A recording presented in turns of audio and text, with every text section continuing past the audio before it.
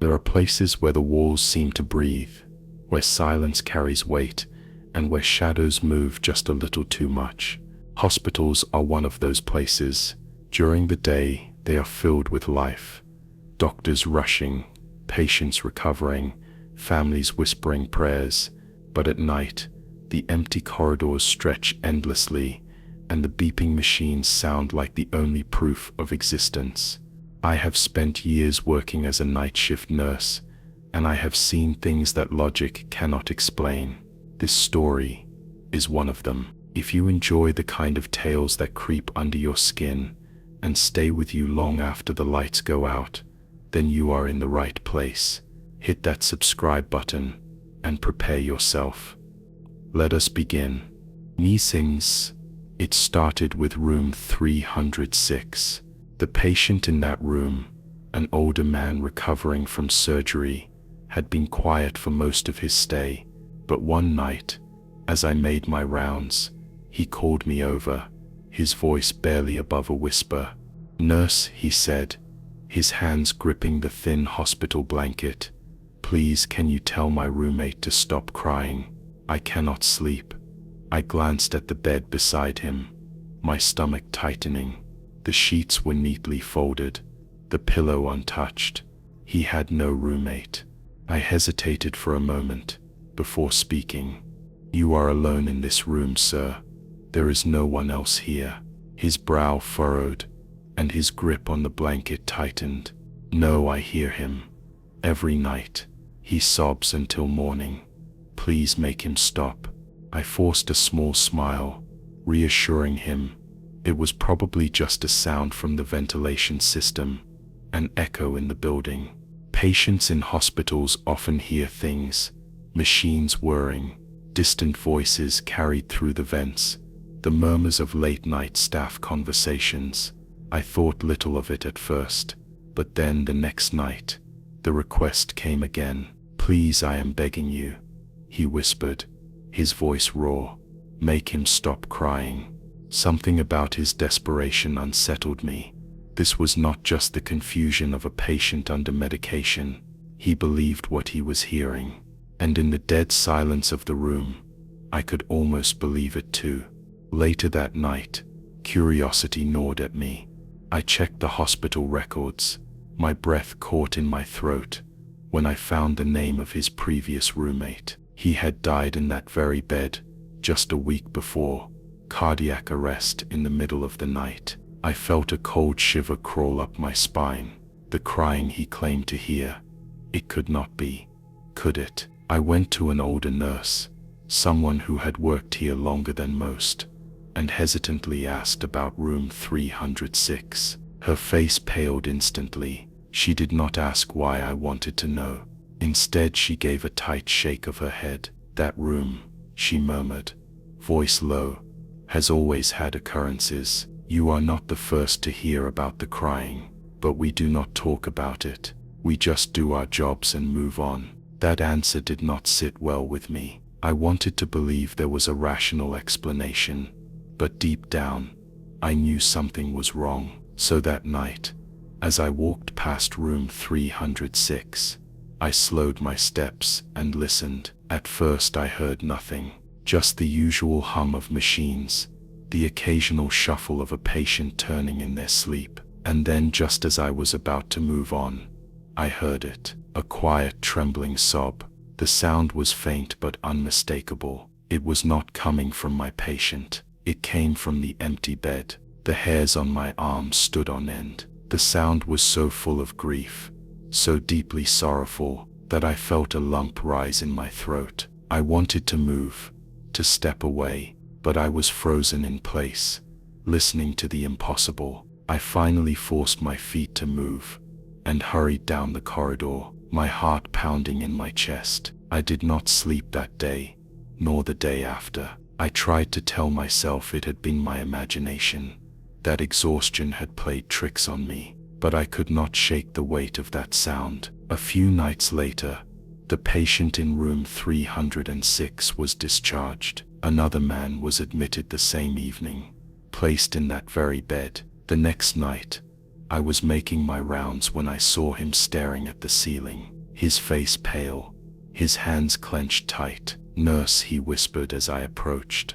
"Please, can you tell my roommate to stop crying? I cannot sleep." My breath hitched. The room was empty, except for him. I did not answer. I just checked his vitals, muttered something about checking the noise levels, and walked out as fast as I could. The sobbing continued every night after that. Different patients, same request. Each one swore they heard crying, and each time, I told myself there was nothing there, but I knew better. One night, I could not resist anymore. I stood outside room 306, phone in hand, and started recording. The hallway was empty, the air cold against my skin. For minutes, nothing happened, and then suddenly, the sound started. Soft, broken sobs, echoing in the quiet. I pressed stop, and held my breath, pulse hammering in my ears. I played the recording back immediately. Silence, nothing but silence. The crying had never been real, not in the way that sound can be recorded. It existed somewhere else, somewhere beyond what I could explain. I still work at the hospital. I still walk past room 306 every night, and every night, I hear the same faint weeping. It does not matter who stays there. The crying never stops. I have learned to ignore it. Just like the others, I do my job. I walk past without looking inside. But sometimes, late at night, when the halls are empty and the world is still, I wonder if one day I will look through the window and see something staring back at me. Have you ever seen someone who shouldn't be there?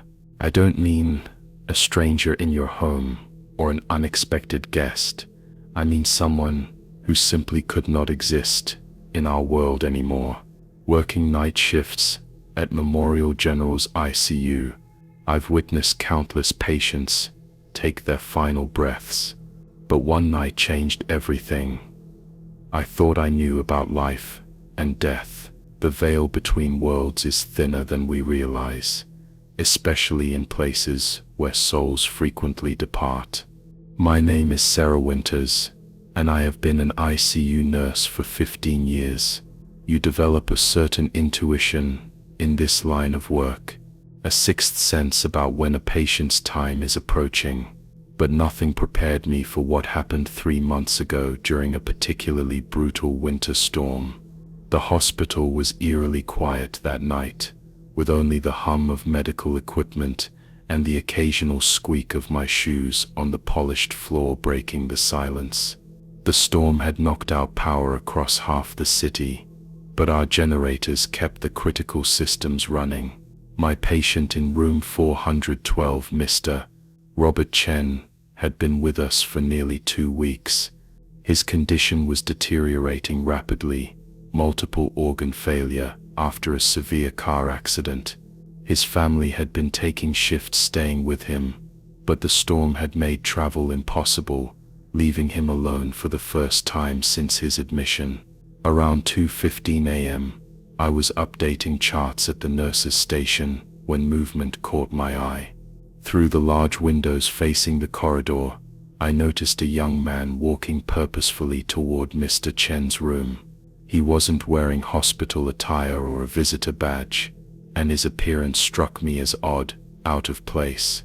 His clothing seemed slightly outdated, a brown leather jacket and high-waisted jeans that belonged to another decade. But what really caught my attention was how dry he appeared. Not a single drop of rain on him, despite the torrential downpour outside. I called out, asking if I could help him, but he didn't acknowledge me.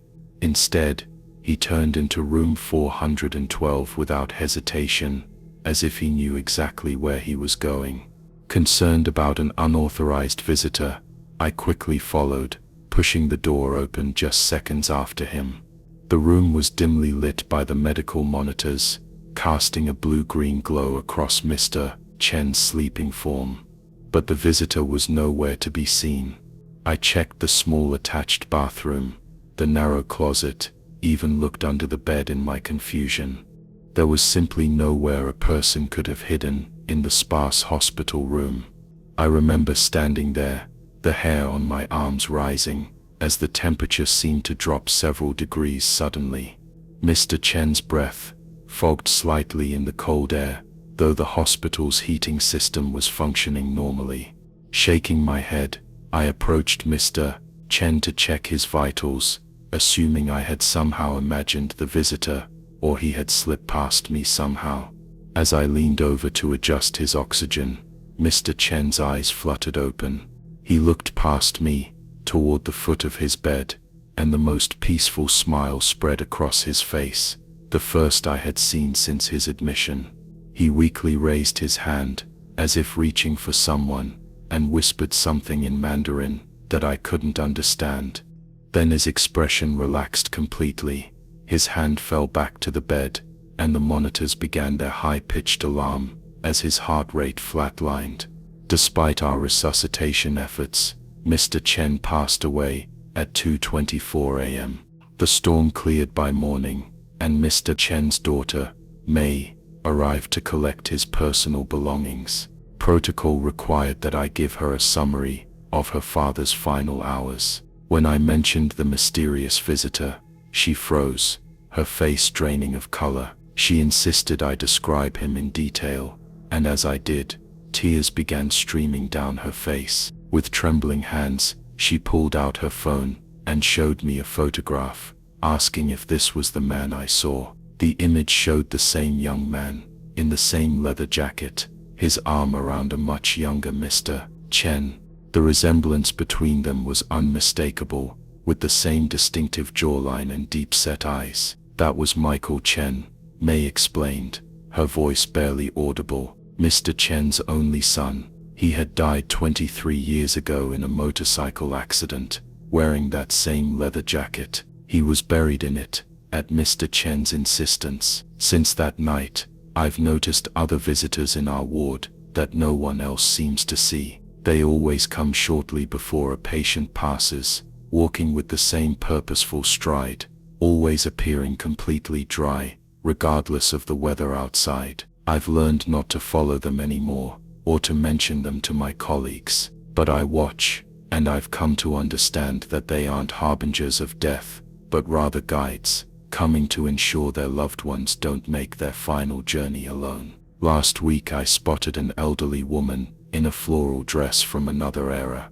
heading toward the room of a 93-year-old patient. As she passed the nurse's station, she paused, turned to me, and smiled kindly, as if acknowledging that I could see her. In her eyes was a wisdom that stretched beyond mortal years, a knowing that chilled me to my core. She nodded once, then continued on her way. 10 minutes later, her great-granddaughter passed peacefully, in her sleep. I don't tell these stories to frighten you, but to offer a strange comfort. In my 15 years as a nurse, I've witnessed countless deaths, but since that stormy night, with Mr. Chen, I've come to believe that no one truly dies alone. There is always someone waiting, someone who loved them in life, ready to guide them into whatever lies beyond. But sometimes, in the quiet hours of my shift, when the hospital corridors stretch empty before me, I wonder, who will come for me when my time arrives? And more unsettlingly,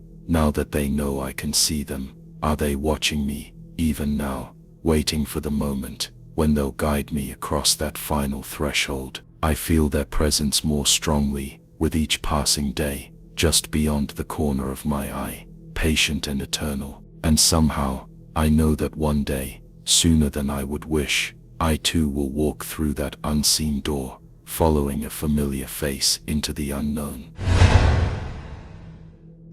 I've been a nurse for 15 years, worked in every part of St. Vincent's Memorial Hospital, from the baby ward to the cancer floors. You grow a special feeling in this job. Call it a hunch, call it know-how, but you learn to spot the small signs when a patient is about to get worse. A tiny change in how they breathe, a certain paleness to their skin. What you never expect is for that warning to come from something you can't explain. It was during a night shift last month, around 3 a.m., that quiet time when the hospital hums with machines and faraway footsteps. I was taking care of Mr. Peterson in room 438, an old man healing after heart surgery. His health readings had been steady all night, giving me a rare chance to rest. The break room was empty, just me and the blinking light that the Fix-It team had promised to repair weeks ago. I remember leaning back in the chair, closing my tired eyes, thinking I'd rest for just 5 minutes. The hand on my shoulder came suddenly, fingers pressing with urgent force, shaking me roughly awake. The grip was strong, firm, not the gentle tap of a coworker, but the desperate grab of someone needing help right away. I jumped up, heart racing, instantly awake as fear rushed through my body. My eyes looked around the room, expecting to see another nurse with an emergency, but I was alone, completely alone, in that small break room, with its humming snack machine and the steady tick of the wall clock. Something felt wrong. The feeling had been too real, too physical to ignore. The sense of fingers stayed on my shoulder like a ghost touch. A cold fear spread through me as I stood, but stronger than my fear was a sudden, overwhelming feeling that I needed to check on Mr. Peterson. Not later, not after I calmed down.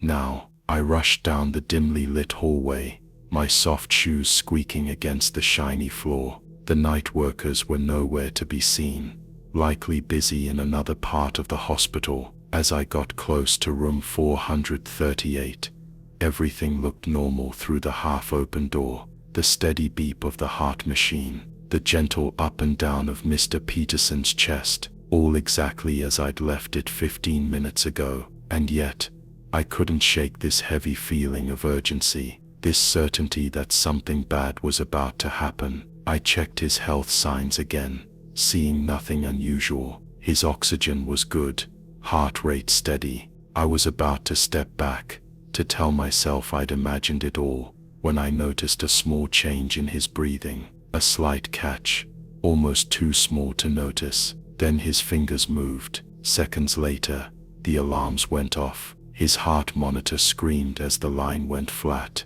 Heart attack. My training took over as I hit the emergency button and began CPR, counting pushes out loud to steady my own racing heart. 1, 2, 3, 4. The emergency team rushed in, taking over with practice skill. Heart starting pads applied. Clear. The shock. Nothing. Clear. Another shock. The awful wait. And then a beep, followed by another. Heartbeat returning. Mr. Peterson had come back from death's edge. If I hadn't been there, if I'd stayed in the break room for those planned 5 minutes, he would have died alone in that hospital bed. The next morning, after my shift ended, I couldn't stop thinking about what had happened. The hand that shook me awake, the absolute certainty that I needed to check on my patient. I returned to the hospital that afternoon, saying I wanted to follow up on Mr. Peterson, but really to make sense of my experience. He was awake when I entered, pale but alert, his daughter sitting beside him. After checking his chart, I casually asked if he remembered anything from the night before. He shook his head weakly, but then paused, looking confused. I'll never forget what he said next. I was having the strangest dream, he whispered. I was standing outside my body, looking down at myself in the bed. Then I was walking down the hallway. I needed to find someone. I needed help. I remember finding a woman sleeping in a chair. I kept shaking her, trying to make her understand. A chill ran over me as he spoke, bumps rising on my arms. Mr. Peterson had been heavily drugged, physically unable to leave his bed. The machines would have warned us right away if he disconnected from them. What he described was impossible, unless it wasn't. I've worked many night shifts since then, cared for countless patients hanging between life and death, but now I never ignore that sudden wake-up, that unexplained touch on my shoulder in an empty room. When it happens, I don't question, I move, because sometimes The warning signs don't come from medical training or experience. Sometimes they come from somewhere else entirely, from patients who find ways to reach us when they need us most, even when their bodies cannot. I'm a nurse. I work with science, with signs and symptoms we can measure. But that night taught me there are other kinds of health signs, ones we can't chart or monitor. Even now, months later, I sometimes feel ghost fingers on my shoulder during quiet moments, a reminder that in the thin hours of night, when the line between worlds grows see-through, we are never truly alone in these clean hallways. And sometimes, just sometimes, those we watch over are watching over us as well. I never believed in ghosts, not until I started working the night shift at Oakwood Memorial Hospital. They tell you in nursing school about the long hours, the difficult patients, the emotional toll, but they never mention the things that wait in empty corridors after midnight, when the fluorescent lights buzz like dying insects and the shadows seem to breathe. My name is Sarah Mitchell, and I have been a registered nurse at Oakwood for just over 7 months. I requested the night shift because the pay differential helps with my student loans, but now I wonder if any amount of money is worth what I have experienced. It started 3 weeks ago, during a particularly quiet night on the 4th floor geriatric ward. I was at the nurse's station updating charts when I heard it, a faint squeaking sound coming from the east corridor. The sound was rhythmic, mechanical, like a wheel that needed oil. I looked up, expecting to see an orderly, or perhaps a patient out of bed, but what I saw instead froze the blood in my veins. An empty wheelchair was rolling slowly down the hallway, by itself, no one pushing it, no patient sitting in it, just an empty wheelchair, moving with purpose, as if guided by invisible hands. I blinked hard, certain I was hallucinating from exhaustion. The wheelchair continued its journey, passing directly under a ceiling light, which confirmed that no one was there. It rolled to the end of the corridor, made a perfect turn at the intersection, and disappeared from view. I immediately called security, my voice trembling as I described what I had seen. The security guard, a middle-aged man named Frank with tired eyes and a permanent 5 o'clock shadow, arrived within minutes. He did not seem surprised by my story, which unsettled me even more than the incident itself. "I need to check the security footage," he said, his expression carefully neutral. "But I think you might want to talk to Nurse Coleman. She has been here for over 30 years. She knows more about this place than anyone." The security footage confirmed what I had seen. The wheelchair moved on its own, without any visible means of propulsion. There were no strings, no draft strong enough to push it, no logical explanation whatsoever. When I showed the video to my supervisor the next morning, she merely sighed and said she would put in a work order to have the brakes on all wheelchairs checked. Her dismissive attitude struck me as odd, but I was too tired to press the issue. The following night, it happened again. This time 2 other nurses witnessed it with me. The empty wheelchair rolled past the nurse's station at exactly 2:17 a.m., the same squeaking sound announcing its arrival. One of my colleagues, a new graduate like myself, gasped and reached for her phone to record it. But our older colleague, Nurse Garcia, gently pushed her hand down. "Do not do that," she whispered. "Just let it pass. We do not acknowledge it, and it does not bother us." When I finally tracked down Nurse Coleman, she was restocking supplies in a quiet corner of the hospital. She was a small woman with silver hair and eyes that seemed to have witnessed too much during her long career. When I asked her about the wheelchair, she checked to make sure we were alone before speaking. "That started about 15 years ago," she said softly. "There was a patient named Robert Kelly, a retired school teacher with advanced Parkinson's. One night, his wheelchair brake failed, and he fell down the service stairwell. He died instantly. The hospital settled with the family quietly, and we were all instructed never to discuss it. But a few weeks after his death, the wheelchairs began to move. "Why does no one talk about this?" I asked, my mind struggling to accept what I was hearing. Nurse Coleman shrugged. "What would be the point? Administration would deny it. They might even suggest psychological evaluations for those of us who reported it. And besides," she added, looking at me with those knowing eyes, "Robert never hurts anyone. He just makes his rounds every night, like he is checking on the other patients. I think he still believes he works here." I wanted to dismiss her story as hospital folklore, but that night I saw the wheelchair again. This time I forced myself to watch its entire journey. It moved from room to room, pausing briefly outside each door, as if its invisible occupant was checking on the patients.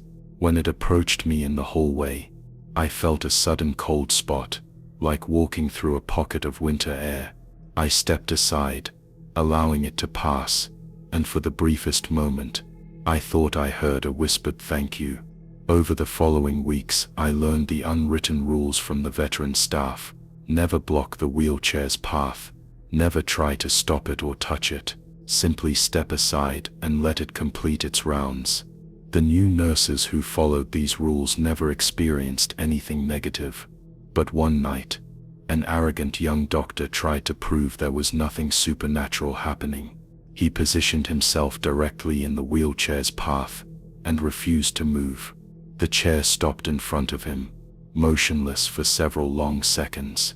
Then, without warning, every light in the corridor exploded simultaneously, showering the doctor with glass. He transferred to another hospital the following week. I still work the night shift at Oakwood. I still update charts and administer medications and check on patients through the quiet hours when the veil between worlds seems thinnest. And every night at 2:17 a.m., I hear the familiar squeaking sound. I look up, nod respectfully, and step aside as the empty wheelchair passes by.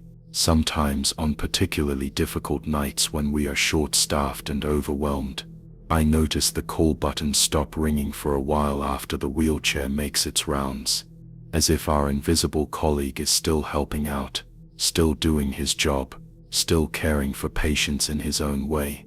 I never believed in ghosts before I came to Oakwood. Now I simply accept that some bonds of duty and care extend beyond death. And sometimes when I am alone in the corridor and feeling particularly brave, I whisper, "Thank you for your help tonight, Mr. Kelly. The patients appreciate it, and so do we." The dead have ways of making themselves known. That is something I discovered during my 7 years working night shifts at Stillwater Memorial Hospital. The dim fluorescent lights, the quiet beeping of monitors, the occasional moan from a restless patient. These were the mundane sounds of my professional life. My name is Sarah Winters, head nurse of the East Wing. I was respected, rational, and decidedly skeptical about anything that couldn't be explained by science or medicine. That was until the whispers began. It started with Mrs. Abernethy in room 307. She was recovering from hip surgery, a sweet elderly woman who rarely complained. But one morning during rounds, I found her wide awake, clutching her blanket with trembling hands. When I asked what was wrong, she looked at me with fearful eyes. "Someone was in here last night," she whispered, standing at the foot of my bed, calling my name over and over. Just Margaret, Margaret, Margaret. I checked her chart, noted she was on pain medication that could cause vivid dreams, and gently assured her it was just her imagination. I even did a thorough check of her room to ease her mind. Nothing out of place, no signs of any visitors. I made a mental note to review her medication dosage and continued my rounds. I should have paid more attention. I should have believed her. 3 days later, Mr. Collins in room 311 reported the same experience. Then Mrs. Delgado in 305. Then the young man recovering from a car accident, in 309. All described the same thing, shadowy figures, standing in the darkness, whispering their names repeatedly. Each time, we wrote it off. Mass hysteria, perhaps. Patients talked to each other, stories spread, or maybe it was the medication, or the stress of being hospitalized. There were logical explanations, and as medical professionals, we clung to them. Dr. Reeves even joked about our haunted hallway during staff meetings. We all laughed it off, uncomfortable laughter that didn't quite reach our eyes, because deep down, we were starting to feel it too. That subtle wrongness that permeated the East Wing, especially after midnight. I was updating charts at the nurse's station when I first heard it. The hallway was empty, visiting hours long over, most patients asleep. The soft sound floated down the corridor like a breath of cold air. Sarah. I looked up, expecting to see a colleague or a wandering patient. Nothing, just the empty hallway stretching out before me, the dim night lighting, creating pools of shadow between doorways. I returned to my work, blaming my imagination, the late hour, the stories that had been circulating. Then it came again, clearer this time. Sarah, right behind me, a voice so close, I could almost feel the breath on my neck. I spun around, heart pounding, still nothing. That was when Jenny, another night nurse, came around the corner with wide eyes. "Did you just call me?" she asked, voice tight with fear. I hadn't. And that was when we knew whatever was happening wasn't just affecting the patients. The next night, 5 of us night staff heard our names called, always when we were alone, always from just behind us or around a corner. Management finally took our concerns seriously when Derek, our most level-headed security guard, reported the same experience. We demanded they review the security footage, though none of us were entirely sure we wanted to see what might be captured. The security office was cramped as we all crowded around the monitors. The footage from the East Wing hallway played, showing empty corridors, occasional staff walking through. "There," Derek pointed at the screen. "Watch the shadow by room 307. We all leaned closer. What I saw made my blood turn to ice. The shadow by the doorway was moving, not with the passing of someone in front of a light source, but independently, a darker patch of darkness that seemed to peel itself from the wall and slide along the corridor. As we watched in horror, it paused outside room 311, then 305, then 305. All the rooms where patients had reported experiences. Then, most chillingly, it moved to the nurse's station, where I had been sitting alone, and hovered there for several long moments before dissolving back into the general darkness of the hallway. We learned later that the East Wing had been built over what was once the hospital's morgue, back in the 1940s, before modern record keeping, before dignified handling of the deceased became standard practice. Hundreds of bodies had passed through that basement room, many unidentified, unnamed. Just numbers in a ledger, souls without proper acknowledgement or final rites. Was that why they whispered names now?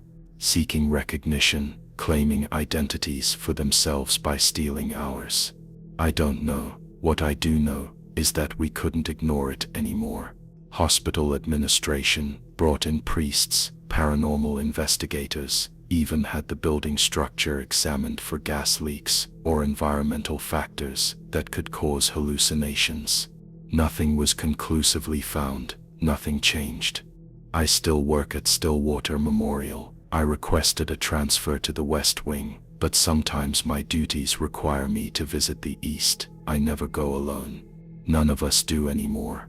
The whispers continue, not every night, but often enough. New patients still report them, new staff members still experience them. The shadows still move in the camera footage, though less visibly now, as if they've learned to avoid detection. I've come to an uneasy truce with whatever haunts those holes. When I hear my name whispered, I acknowledge it silently. Yes, I am Sarah. I am here. I see you. I know you exist. Sometimes, I think that's all they want, to be seen, to be known, to matter. Don't we all? But on the darkest nights, when the whispers seem to multiply and the shadows grow denser, I wonder if there isn't something more they want from us. Something they're still waiting to take. And I wonder which of us, mourns the living or the dead, is really trapped in that hospital wing, endlessly seeking a way out that may never come.